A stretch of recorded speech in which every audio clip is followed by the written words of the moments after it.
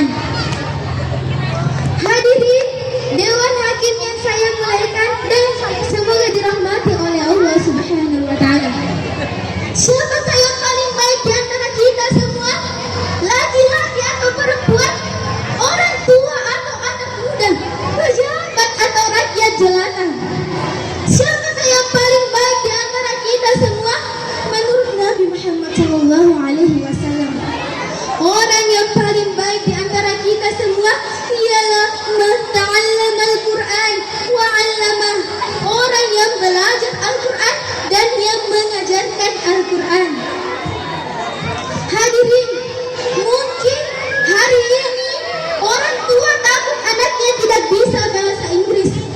Mungkin hari ini orang tua takut anaknya tidak pandai matematika, fisika, kimia, biologi, serta pelajaran-pelajaran lainnya. Why?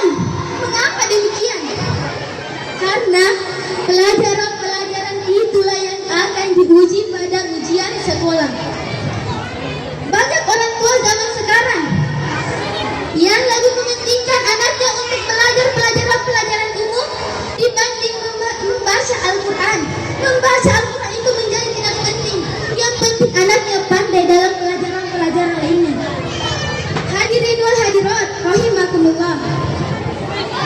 Betapa beruntungnya orang tua ketika mempunyai seorang anak penghafal Al-Quran, yang mana sebuah bangunan akan rubuh ketika tidak mempunyai tiang-tiang dan tongkat-tongkat yang kokoh. Apakah tiang-tiang dan tongkat-tongkat yang kokoh itu? Itulah seorang anak penghafal Al-Quran. Jamaah, oh jamaah, apakah kalian sedang menghafal Al-Quran? Jika sudah, syukur alhamdulillah. Jika belum, semoga Allah memberikan kita hidayah untuk bisa menghafal dan memahami Al-Quran. Amin amin Allahumma amin. Ketika sudah mati dimakan cacing tanah, seorang anak penghafal Al-Quran sibuk mengulang hafalannya tiap hari, yang mana setiap dia mengulang hafalannya akan mengalirkan pahala bagi kedua orang tuanya yang ada maupun yang sudah tiada. Jangki bangga mempunyai anak seorang gamas. Jangki bangga mempunyai anak seorang penyanyi musik metal yang tiap malam nongkrong, yang tiap malam manggung, yang tiap malam nongkin nyanyikan musik metal yang tidak berfaedah itu. Karena semakin ia menyanyikan, semakin mengalirlah dosa bagi kedua orang tuanya yang ada maupun yang sudah tiada. Naudzubillah summa naudzubillahi min dzalik. Hadirin, mempunyai seorang anak penghafal Al-Quran itu sudah biasa. Yang mendaftarkan masuk ke pesantren orang tuanya, yang membiayai orang tuanya, yang meneteskan air mata ketika berpisah orang tuanya. Jadi wajar-wajar saja kalau punya seorang anak penghafal Al-Quran. Yang tidak biasa itu kalau punya menantu atau pasangan penghafal Al-Quran. Kenapa ini? Karena menyekolahkan tidak pernah, membiayai tidak pernah, mengeluarkan uang sepersepun tidak pernah. Tapi setelah 25 tahun dapat seorang menantu, dapat seorang pasangan penghafal Al-Quran. Makanya untuk bapak-bapak sama ibu-ibu, kalau mengadakan kita proper menantu, yang pertama ditanyakan berapa juz hafalan tak, bukan berapa uang panai tak. Dan untuk pasangan-pasangan muda yang sedang mencari pasangan, kalau mencari di pasangan, yang dicari itu good akhlak sama good iman. Kalau sudah dapat begitu, baru dicari yang good rekening sama good lookingnya. Betul atau betul? Hadirin wal hadirat rahimakumullah. Adapun keutamaan seorang yang mahir membaca Al-Quran di akhirat nanti, yaitu al-mahiru bil Quran.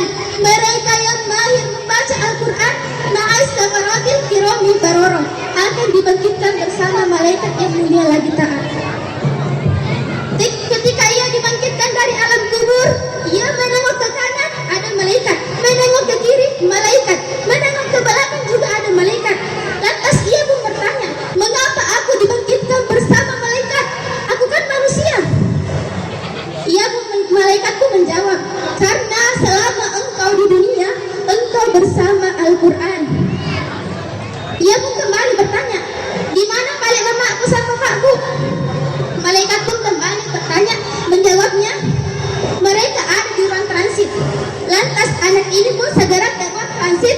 menarik dan menolong kedua orang tuanya.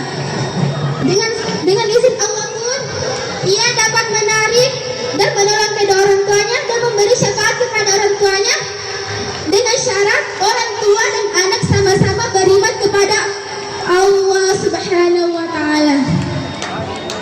Allah Subhanahu wa Ta'ala berfirman dalam surah Al-Isra ayat 82 yang berbunyi,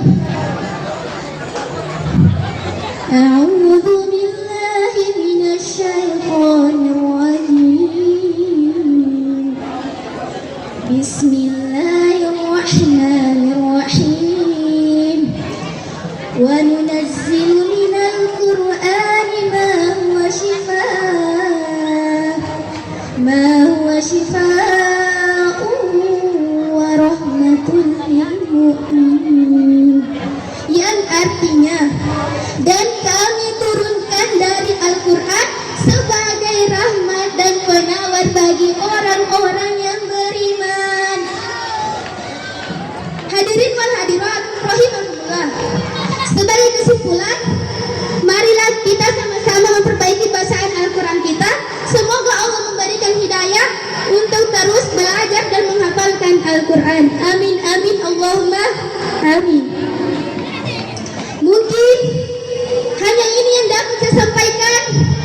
Kurang dan lebihnya mohon dimaafkan. Kalau ada jarum yang patah jangan disimpan dalam laci. Kalau ada salah yang kata jangan disimpan dalam hati. Akhirul kalam, wabillahi taufiq wassa'adah. Assalamualaikum warahmatullahi wabarakatuh. Waalaikumsalam warahmatullahi wabarakatuh.